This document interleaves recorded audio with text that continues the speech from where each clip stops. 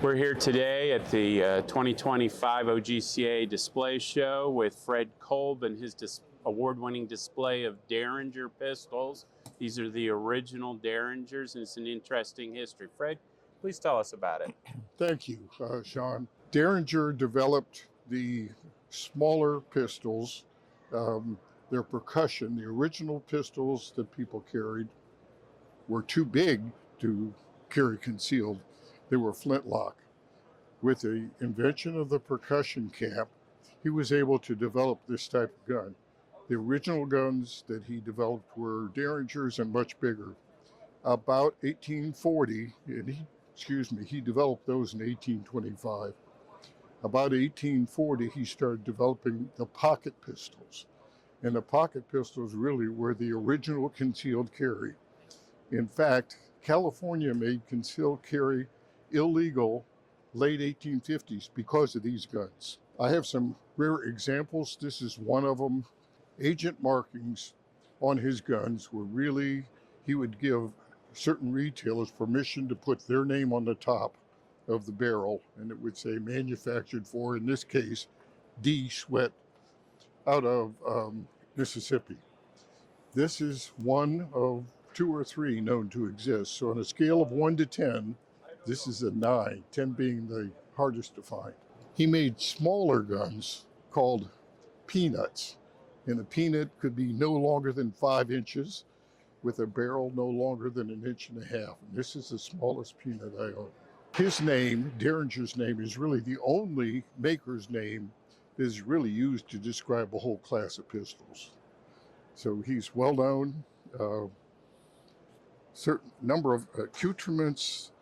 This case set here, this is one of 2 pistols that are in the case set. There are believed to be less than 25 case sets still in existence from H. Deringer, and this is a complete set. This contains something that's hard to see. It's called a charger.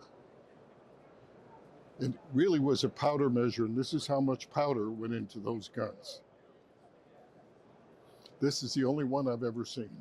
We still use the name Deringer to this day to describe small single or 2-shot pistols.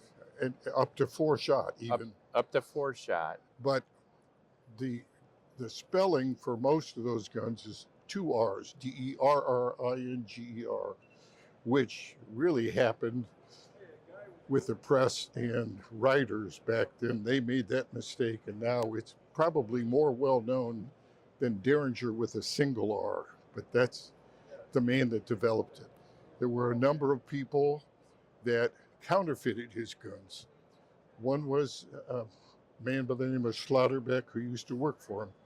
Slaughterbeck moved out to California and counterfeited his guns.